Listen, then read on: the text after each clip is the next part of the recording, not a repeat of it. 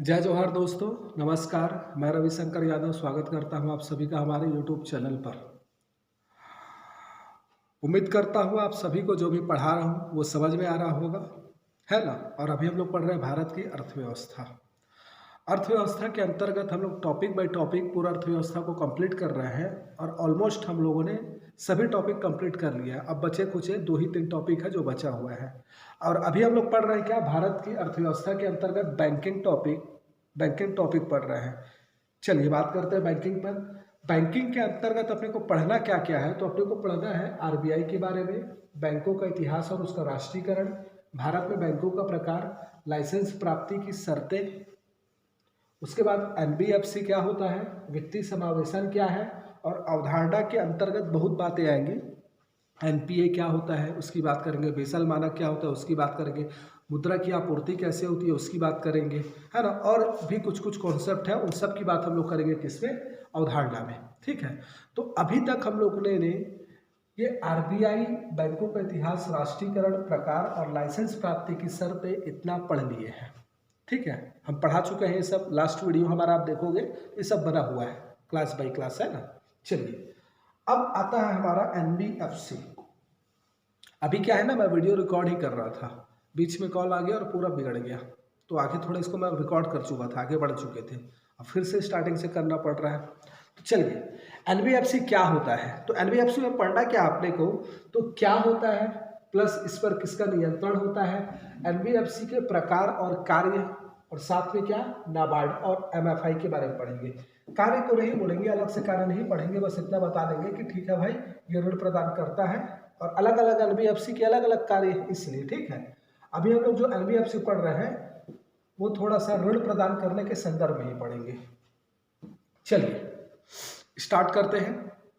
सबसे पहले एनबीएफसी होता क्या है, तो देखो नाम में ही लिखा है, मैं क्या बोला, एनबीएफसी फुल फॉर्म मैं बोल देता हूं, non banking finance company. Non banking finance company, गैर बैंकिंग वित्तीय संस्थान। ठीक है, फुल फॉर्म क्या हो रहा है इसका हिंदी में, गैर बैंकिंग वित्तीय संस्थान। ठीक है, चलिए अब बात करते हैं। देखो गैर बैंकिंग, नाम पहले देखो, गैर बैंकिंग एक शब्द है और दूसरा वित्तीय संस्थान, मतलब वित्तीय संस्थान है लेकिन बैंक नहीं है, मतलब बैंक का कार्य नहीं कर रही है, तो इसी को बोला जा रहा है। इसका देखो मैं डेफिनेशन लिखा हूं, ऐसे वित्तीय संस्थान जो पैसे का लेन देन या वित्तीय लेन देन का कार्य करते हैं परंतु बैंकिंग का कार्य नहीं करते, अर्थात चालू और बचत खाते के रूप में पैसा जमा नहीं करते। समझ में आ रहा है क्या बोल रहा हूं मतलब वित्तीय लेन देन का कार्य करते हैं, पैसे का लेन देन कर रहे हैं ये संस्थान, लेकिन बैंकिंग का कार्य नहीं कर रहे हैं। इट मीन्स क्या, चालू खाता और बचत खाते के रूप में पैसा जमा नहीं करते, अपने पास नहीं करवाते किसी से, इसी को बोला जा रहा है क्या, कि बैंकिंग का कार्य नहीं करते। तो इन्हीं को क्या बोल दिया जाता है, गैर बैंकिंग वित्तीय संस्थान। यहाँ मैं लिख दिया हूँ डेफिनेशन, ऐसे वित्तीय संस्थान जो वित्तीय लेन देन का कार्य करते हैं परंतु बैंकिंग का कार्य नहीं करते, अर्थात चालू और बचत खाते के रूप में पैसा जमा नहीं करते। ठीक है जी, चलिए अब बात आता है इस पर नियंत्रण। याद रखिएगा स्टार्टिं63 में क्या हुआ, प्रारंभ में इस पर किसी का नियंत्रण नहीं था। क्या बोला, प्रारंभ में इस पर किसी का नियंत्रण नहीं होता था, लेकिन 1963 में कुछ एनबीएफसी को आरबीआई के नियंत्रण में लाया गया, और ये ऐसे एनबीएफसी थे जो ऋण प्रदान करने का कार्य करते थे। मैं क्या बोला, प्रारंभ में नियंत्रण नहीं था एनबीएफसी का, एनबीएफसी पर किसी का नियंत्रण नहीं था। ठीक है, लेकिन 1963 में कुछ एनबीएफसी को, ऐसे एनबीएफसी जो ऋण प्रदान करने का कार्य करते थे, सिर्फ इन्हीं एनबीएफसी को किसके नियंत्रण में लाया गया, आरबीआई के कंट्रोल में लाया गया। ठीक, सभी एनबीएफसी को नहीं लाया गया। क्यों सभी एनबीएफसी को मैं बोल रहा हूं, यहां पर मैं लिखा हूं, देखो एलआईसी, जीवन बीमा निगम, ये क्या है, ये भी एक एनबीएफसी है, लेकिन आरबीआई का कंट्रोल इसमें नहीं है। इसमें कंट्रोल किसका है, इरडा का है, IRDA इसका कंट्रोल है। ठीक, म्यूचुअल फंड, ये भी एनबीएफसी है लेकिन कंट्रोल किसका है, सेबी का है। और यदि बात करूं नाबार्ड, ये भी क्या है, एनबीएफसी है लेकिन कंट्रोल किसका है? गवर्नमेंट का है। इट मीन्स ये तीनों जो संस्था है वित्तीय लेन देन का कार्य करती है ना, लेकिन इन पर आरबीआई का कंट्रोल नहीं है, ये बैंकिंग का कार्य नहीं करती। ठीक है, तो एनबीएफसी है लेकिन आरबीआई का कंट्रोल नहीं है। इसलिए मैं बोला कि कुछ एनबीएफसी को आरबीआई के नियंत्रण में लाया गया और ये ऐसे एनबीएफसी थे जो ऋण प्रदान करने का कार्य करते हैं। और ये ऋण किसको प्रदान कर रहे हैं? ऋण उपभोक्ता को। क्योंकि यहाँ पर अगर आप देखोगे तो ऋण प्रदान करने का काम तो नाबार्ड भी करता है, नाबार्ड भी ऋण देता है, लेकिन नाबार्ड उपभोक्ताओं को नहीं देता, आपको हमको नहीं देगा। वो उन संस्थाओं को देगा जो संस्था कृषि और ग्रामीण विकास के लिए ऋण प्रदान करते हैं। ठीक है, जैसे क्षेत्रीय ग्रामीण बैंक को नाबार्ड ऋण देगा। ठीक है, क्यों? क्योंकि वो क्या कर रहा है? कृषि विकास के लिए ग्रामीण क्षेत्रों को ऋण दे रहा है। इसलिए क्या ये ऐसे एनबीएफसी थे जो उपभोक्ताओं को ऋण प्रदान करते हैं। तो उपभोक्ताओं को ऋण प्रदान करने वाले एनबीएफसी को ही क्या किया गया? आरबीआई का नियंत्रण स्थापित किया गया इसमें 1963 में। मैं ये बोलना चाहता हूँ। ठीक, अब बाकी ये भी एनबीएफसी है लेकिन इन पर आरबीआई का नियंत्रण नहीं है। चलिए आगे बढ़ते हैं। अब मैं क्या बोला, ये जो एनबीएफसी के प्रकार, अब अपने को क्या देखना है? एनबीएफसी का प्रकार इसमें लिखा है ना। नेक्स्ट क्या देखना है? प्रकार। तो क्या है देख लिए, नियंत्रण क्या है देख लिए, अब प्रकार देखो।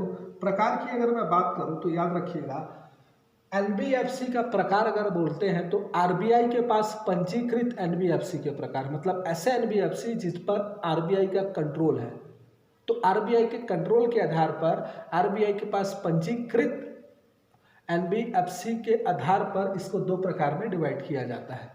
एक जो जमा राशि प्राप्त करते हैं, दूसरा जो जमा राशि प्राप्त नहीं करते हैं। यहाँ तक ना मैं अभी वीडियो रिकॉर्ड कर चुका था, सडनली कॉल आ गया, पूरा वीडियो लैप्स हो गया। अगेन फ्लाइट मोड पे डाला हूँ फ़ोन को, एयरप्लेन मोड पे, और स्टार्ट किया हूँ रिकॉर्ड करना। चलिए, तो मैं क्या बोला? दो प्रकार, जो जमा राशि प्राप्त करते हैं, जो जमा राशि प्राप्त नहीं करते। जो जमा राशि प्राप्त नहीं करते इनकी स्थापना के लिए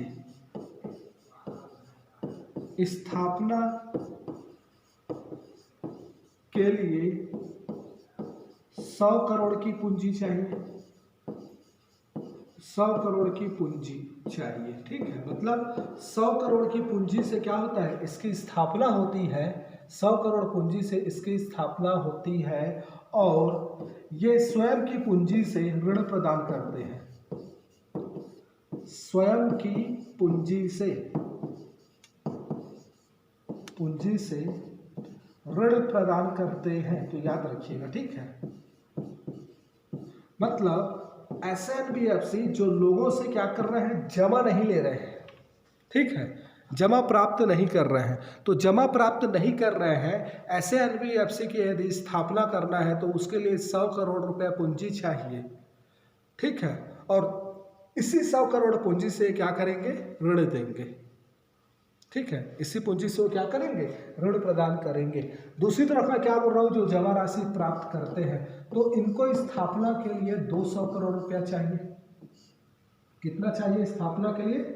तो इनको स्थापना के लिए चाहिए 200 करोड़ रुपए, और ये 200 करोड़ रुपया चाहिए और इसको अगेन फिर से 2 पार्ट में डिवाइड किया जाता है। एक नॉन क्रेडिट एनबीएफसी और दूसरा क्या? Credit NBFC. तो नॉन क्रेडिट मतलब क्या? गैर शाख एनबीएफसी, गैर शाख। और दूसरा क्या? शाख एनबीएफसी। मीन्स क्या? ऐसे एनबीएफसी जिनके क्रेडिट का निर्धारण नहीं होता, शाख का निर्धारण नहीं होता। अब शाख की बात आ रही है ना, तो यहां पर आप याद रखिएगा, जैसे कि मूडीज है, मूडीज या फिर इसरा केयर, ठीक है, क्रिसिल, फिच, ये कुछ ना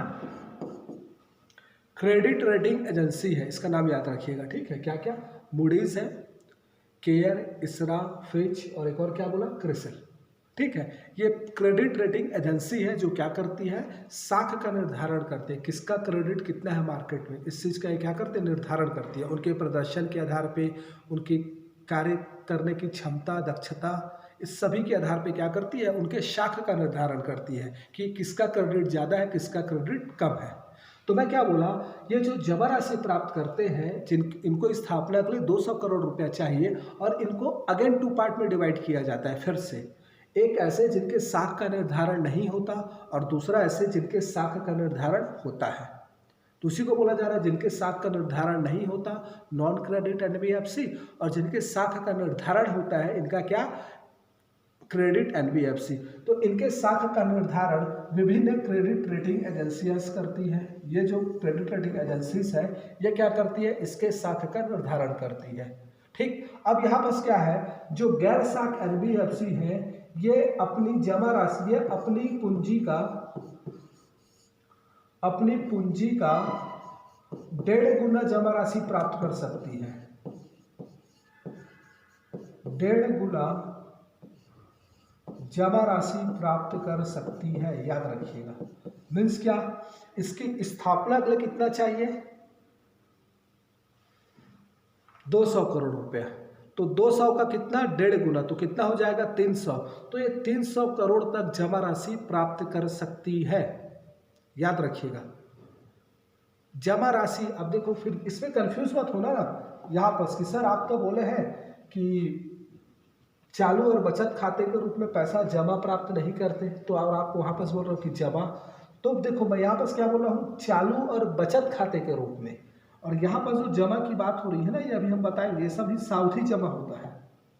ये जो क्रेडिट रेटिंग एजेंसी का बोला ना कि क्या जो जमा राशि प्राप्त करते हैं, तो ये जमा राशि जो होता है, ये सावधि के रूप में होता है, फिक्स डिपॉजिट होता है, जो न्यूनतम 12 मंथ से 60 मंथ के बीच तक का होता है, ठीक है। तो सावधि के रूप में जमा प्राप्त करते हैं। तो उसी को बोला जा रहा है कि नॉन क्रेडिट जो है, जिनके साख का निर्धारण नहीं होता, वो अपनी कुल पूंजी का 1.5 गुना तक जमा प्राप्त कर सकते हैं, और जिनके साख का निर्धारण होता है, वो अपनी कुल पूंजी का 4 गुना तक जमा राशि प्राप्त कर सकते हैं। 4 गुना तक क्या, जमा राशि प्राप्त कर सकते हैं। तो याद रखिएगा, ठीक है। समझ में आया? तो यही आपका क्या है, प्रकार है, ठीक। और बोला क्या गया है कि ये जो जमा राशि प्राप्त करेंगे, तो ये कब तक ले प्राप्त कर सकते हैं, दोनों ये सावधि के रूप में जमा राशि प्राप्त करेंगे 12 मंथ से 60 मंथ के बीच, ठीक है। और इनके द्वारा जो ब्याज दिया जाएगा, ऋण पर जो ब्याज दिया जाएगा, तो ये क्या हो जाएगा, 3.5% से लेकर 13% तक। अधिकतम, न्यूनतम ब्याज कितना, 3.5% और अधिकतम ब्याज कितना, 13% तक ये क्या करते हैं, ब्याज ले पाएंगे। ये भी इसके लिए प्रावधान किया गया है आरबीआई के द्वारा ना, मैं नहीं बोल रहा हूँ, ये सब आरबीआई के द्वारा इनके लिए जुगाड़ किया गया है, मतलब रूल बनाया गया है। क्या क्या, कि भाई आप जो जमा राशि प्राप्त करोगे वो न्यूनतम 12 महीने से अधिकतम 60 महीने तक के लिए जमा राशि प्राप्त कर सकते हो, और इस पर आप जो इस जमा राशि से ऋण दोगे, इस ऋण पर आप जो ब्याज लोगे, वो ब्याज कितना होगा, अधिकतम कितना, 3.5%, न्यूनतम और अधिकतम कितना, 13% तक। ये क्या रहेगी, ब्याज की दर रहेगी। तो ऐसा सिस्टम बनाया गया है इस एनबीएफसी के लिए, जो जमा राशि प्राप्त करते हैं, और जो जमा राशि प्राप्त नहीं कर सकते, वो केवल क्या करेंगे, 100 करोड़ की उनकी जो जमा राशि होगी, इसी से केवल क्या करेंगे, ऋण प्रदान करेंगे। जबकि जो जमा राशि प्राप्त करते हैं, ये क्या करेंगे, जिनके क्रेडिट का निर्धारण होता है, ये क्या करेंगे, और जमा राशि ले सकते हैं। अपनी पूंजी स्वयं की कितनी है, 200, और साथ में 300 रुपये जमा राशि और प्राप्त कर लेंगे, तो 500 करोड़ इनके पास पैसा हो जाएगा, और इन 500 करोड़ का ये क्या करेंगे, ऋण देंगे, जो लोग ऋण मांगेंगे। दूसरी तरफ क्या, जिनके साख का निर्धारण होता है, इनका स्वयं का पूंजी 200 करोड़ है, प्लस 4 गुना और, मतलब क्या, 800 करोड़ और आ जाएगा, तो टोटल 1000 करोड़। तो इस 1000 करोड़ को ये क्या करेंगे, ऋण देंगे। तो इनका काम क्या है, ऋण देना। ये दोनों क्या करेंगे, ऋण देने का काम कर रहे हैं, ठीक है, याद रखिएगा। चलिए अब आता है थोड़ा सा हम बात करेंगे नाबार्ड पर। क्यों? क्योंकि नाबार्ड भी अपने आप में क्या है, एनबीएफसी है।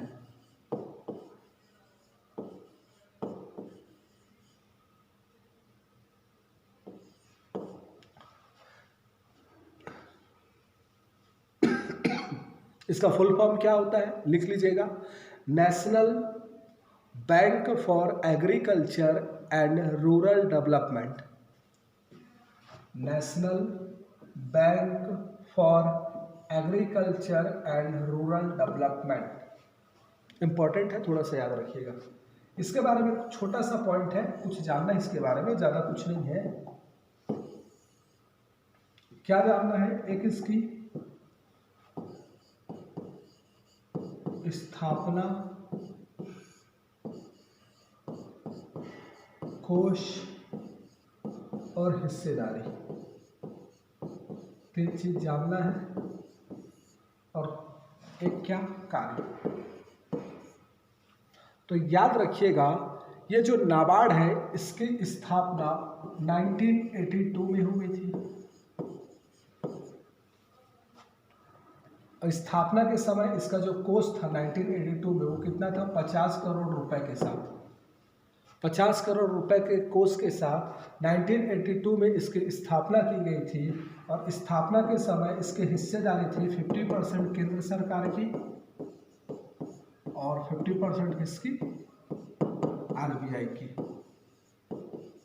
तो मैं क्या बोला, 1982 में नाबार्ड की स्थापना की गई है ना, किस उद्देश्य से, तो कृषि और ग्रामीण क्षेत्र के विकास के लिए। इसमें लिखा भी है देखो, national bank for agriculture and rural development, मतलब किसके लिए बैंक है ये, तो एग्रीकल्चर और ग्रामीण क्षेत्रों के विकास के लिए। तो ग्रामीण कृषि और ग्रामीण क्षेत्र के विकास के उद्देश्य से इसकी स्थापना एक गैर बैंकिंग वित्तीय संस्थान के रूप में 1982 को की गई। ठीक, उसके बाद में क्या बोला, इसकी स्थापना के समय इसका कोष जो था वो 50 करोड़ रुपए था और इसकी हिस्सेदारी जो थी इस पर वो थी केंद्र सरकार की 50% और साथ में क्या, आरबीआई की 50%। लेकिन आगे चलकर इसका जो कोष था, इस कोष को बढ़ा दिया गया और कोष बढ़कर वर्तमान में यह हो गया है 5000 करोड़ रुपए। वर्तमान में इसका कोष कितना है, 5000 करोड़ रुपए का है, याद रखिएगा। ठीक है, एक ही बार नहीं बढ़ा है, पहले कुछ और बढ़ा के किया गया था, फिर और बढ़ा, मैं वर्तमान को बता रहा हूँ। वर्तमान में कितना है, 5000 करोड़ रुपए है। और ये जो हिस्सेदारी है, ये हिस्सेदारी, इसको भी कम किया गया था, कम करके 1% किया गया आरबीआई का। और वर्तमान में अगर देखा जाए तो 100% हिस्सेदारी केंद्र सरकार की है। इसीलिए मैं बोला इस पर नियंत्रण किसका है, केंद्र सरकार का है। तो आपको इतना नाबार्ड में याद रखना है। ठीक, स्थापना, कोष, हिस्सेदारी। तो स्थापना 1982 में, कोष वर्तमान में 5000 करोड़, हिस्सेदारी वर्तमान में पूर्णतः केंद्र सरकार के नियंत्रण में है। 100% किसकी, केंद्र सरकार की। पहले 50-50 था आरबीआई और सेंट्रल गवर्नमेंट का, और कोष भी पहले क्या था, 50 करोड़ था। कार्य, तो ये क्या करती है, कार्य ये करती है ऋण प्रदान करने का कार्य। क्या करती है, ऋण प्रदान करने का कार्य करती है। लेकिन याद रखिएगा, यह ऋण प्रदान ना प्रत्यक्ष रूप से उपभोक्ताओं को नहीं करती, प्रत्यक्ष रूप से उपभोक्ताओं को नहीं करती। इस चीज को आपको याद रखना है, उपभोक्ताओं को नहीं करती। ठीक है, तो ये प्रत्यक्ष रूप से उपभोक्ताओं को ऋण प्रदान नहीं करती, बल्कि उन संस्थाओं को ऋण प्रदान करती है, उन संस्थाओं को ऋण प्रदान करती है, ऋण प्रदान करती है जो कृषि और ग्रामीण विकास के लिए, ग्रामीण विकास के लिए, आगे आप लोग लिख लीजिएगा, ठीक है, बोल देता हूं। तो मैं क्या बोला, इसका कार्य क्या है, नाबार्ड का ऋण प्रदान करना। ठीक है, लेकिन ये ऋण प्रत्यक्ष रूप से उपभोक्ताओं को नहीं देती, ठीक है, उपभोक्ताओं को ऋण प्रदान नहीं करती, बल्कि उन संस्थाओं को ऋण प्रदान करती है जो संस्था कृषि और ग्रामीण विकास हेतु उपभोक्ताओं को ऋण प्रदान करते हैं। ठीक है, समझ में आया? तो आप जाओगे ऋण मांगने नाबार्ड से तो ये आपको ऋण नहीं देगी भाई, ये क्षेत्रीय ग्रामीण बैंक को ऋण देगी। क्यों? क्योंकि क्षेत्रीय ग्रामीण बैंक क्या करता है, उसका वो ग्रामीणों को, कृषकों को क्या करता है, कृषि और ग्रामीण क्षेत्र का विकास है तो ऋण प्रदान करता है। तो नाबार्ड आपको ना देकर किसको देगा, संस्था को देगा, मतलब क्षेत्रीय ग्रामीण बैंक को देगा कि ठीक है आप लोग करके। तो याद रखिएगा, ऋण प्रदान करता है प्रत्यक्ष रूप से उपभोक्ता को नहीं देता, बल्कि संस्था को देता है, और ऐसे संस्था को देता है जो संस्था क्या करते हैं, ग्रामीण क्षेत्र के विकास के लिए क्या करते हैं, ऋण प्रदान करते हैं। तो ये क्या हो गया आपका नाबार्ड। ठीक है, तो नाबार्ड भी अपने आप में क्या है, तो नाबार्ड भी अपने आप में क्या है, एक गैर बैंकिंग वित्तीय संस्थान है। थोड़ा सा एमएफआई के बारे में जानते हैं। एमएफआई ये है क्या, तो याद रखिएगा एमएफआई ये भी अपने आप में क्या है, माइक्रो फाइनेंस इंस्टीट्यूट, सूक्ष्म वित्तीय संस्थान, माइक्रो फाइनेंस इंस्टीट्यूट, सूक्ष्म वित्तीय संस्थान। याद रखिएगा यह क्या करता है, जो सेल्फ हेल्प ग्रुप्स होते हैं, स्वयं सहायता समूह, स्वयं सहायता समूह के सदस्यों को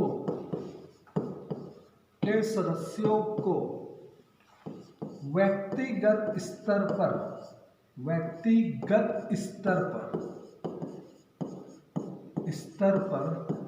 निवेश के उद्देश्य से ऋण प्रदान करता है, निवेश के उद्देश्य से ऋण प्रदान करता है। तो याद रखिएगा, आपने देखा होगा महिला समिति करके बहुत सारा बना है, गांव-गांव में परिचित होंगे, स्वयं सहायता समूह करके महिलाओं के रूप में फेमस है। तो ये जो सेल्फ हेल्प ग्रुप्स होते हैं, SHG होते हैं, सेल्फ हेल्प ग्रुप्स, है ना, तो इन्हीं के सदस्यों को क्या करता है, व्यक्तिगत स्तर पे, ऐसा नहीं है कि इस ग्रुप में अगर 15 लोग हैं तो इस पूरे 15 लोगों को एक साथ क्या कर रहा है, 10 लाख का ऋण दे रहा है, ऐसा नहीं करता है। ये क्या करेगा, 15 लोग हैं तो उस 15 व्यक्ति में से अलग अलग को व्यक्तिगत स्तर पर ऋण देता है, और उसका उद्देश्य क्या होता है, किस उद्देश्य से देता है, तो निवेश के उद्देश्य से ऋण देता है। याद रखिएगा, ठीक है, सेल्फ हेल्प ग्रुप के सदस्यों को ऋण देता है ना। स्टार्टिंग में क्या था, इस पर भी कंट्रोल नहीं था, है ना, तो ऋण प्रदान करने में क्या हो रही थी, बहुत सारी समस्याएं उत्पन्न हो रही थी ऋण प्रदान करने को लेकर और उसके वसूली को लेकर। तो मैं क्या बोला, प्रारंभ में इस पर कंट्रोल नहीं था, इसलिए ये क्या होता था, ऋण प्रदान कर देता था, उसके बाद लोग क्या करते थे, उपभोग कर देते थे, निवेश नहीं करते थे। या एक ही व्यक्ति क्या होता था, कई सारे समिति का सदस्य बन जाता था और कई सारे माइक्रो फाइनेंस इंस्टीट्यूट से ऋण ले लेता था, उसके बाद देता नहीं था, इधर उधर खर्चा कर देता था, फिर ये जबरन वसूली करते थे, तो बहुत सारी शिकायतें आ रही थी, समस्या उत्पन्न हो रही थी। तो इस MFI के संदर्भ में जो समस्या उत्पन्न हो रही थी, इस समस्या के समाधान हेतु YH मालेगम समिति का गठन किया गया था। याद रखिएगा, आपको थोड़ा सा याद रखना है इसको, YH मालेगम समिति। वैसे तो ये पूरा UPSC का पोर्शन है, ये जो टॉपिक है सेल्फ हेल्प ग्रुप्स और MFI, है ना। तो हम उस स्टैंडर्ड का वैसे बहुत कुछ UPSC का ना कवर होता है, हम पढ़ाते हैं उससे, लेकिन काहे बोले कि हम UPSC का तैयारी करवाते, नहीं भाई, PSC लोक सेवा आयोग तक ही सीमित है, उस स्टैंडर्ड के हम नहीं है कि हम क्या कर सके, आपको संघ राज्य लोक सेवा आयोग के बारे में तैयारी करा सके। अब पढ़ाते पढ़ाते ये बात अलग है कि जो भी पढ़ा रहे हैं उसका 40 to 50% उसका तैयारी हो जाता है UPSC का, जो हम पढ़ा रहे हैं जिस स्तर पे, लेकिन 100% नहीं करा सकते ना, 80-90%, 70% नहीं करा सकते, इसलिए नहीं कराते। राज्य लोक सेवा आयोग और वनडे एग्जाम, इसकी तैयारी फुल ही होगी। तो मैं क्या बोला, ये MFI प्रारंभ में इसमें किसी का कंट्रोल नहीं था, इसलिए ऋण देने के संदर्भ में बहुत सारी समस्याएं उत्पन्न हो रही थी, देने के संदर्भ में और उसको वसूलने के संदर्भ में। इसलिए फिर क्या हुआ, इस समस्या के समाधान के लिए एक YH मालेगम समिति का गठन किया गया था और इस समिति ने जो भी सुझाव दिया उसके बाद क्या किया, उसको लागू किया गया। ठीक है, तो याद रखिएगा क्या बोला गया है, स्वयं सहायता समूह के सदस्यों को व्यक्तिगत स्तर पर निवेश के उद्देश्य से क्या करता है, ऋण प्रदान करता है। बोल दिया गया है कि एक व्यक्ति जो है अधिकतम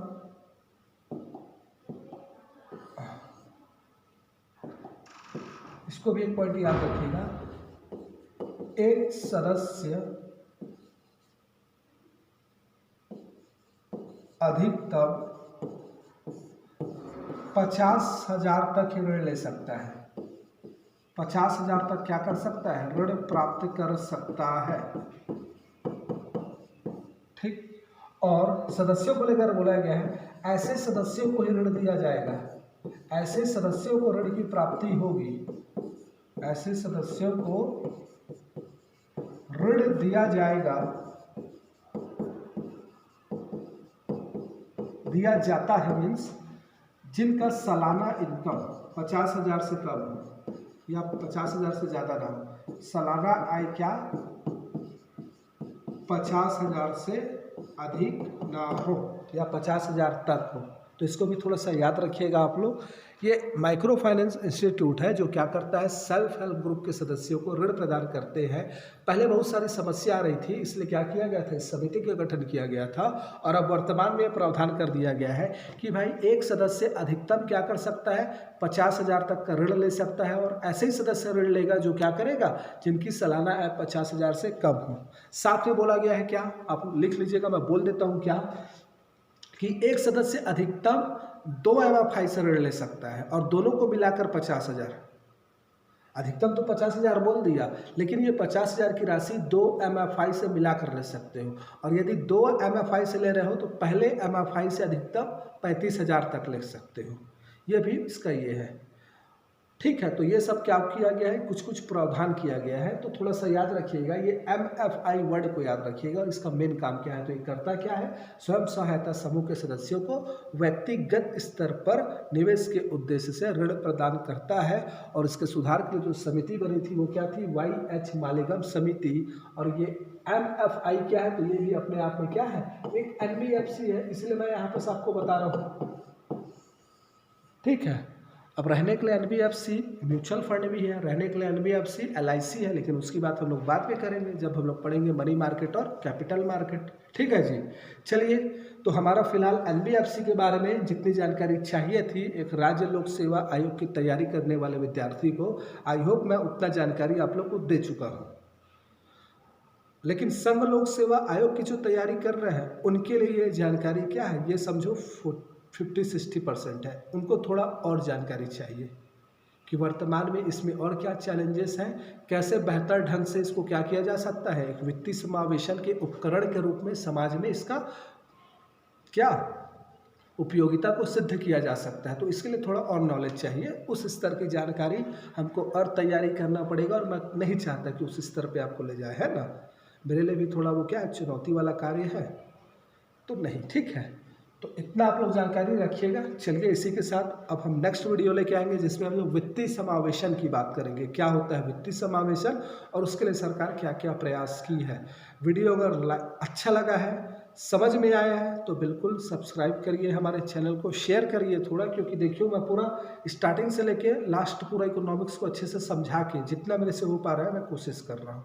इसके बाद मैं कोशिश करूंगा, मतलब ये मान के चलिए कि 4 से 5 महीनों में मेजर सब्जेक्ट्स जो है इकोनॉमिक्स, हिस्ट्री, जियोग्राफी और एक और क्या बच गया, पॉलिटी तो मेरा सबसे फेवरेट सब्जेक्ट है ना।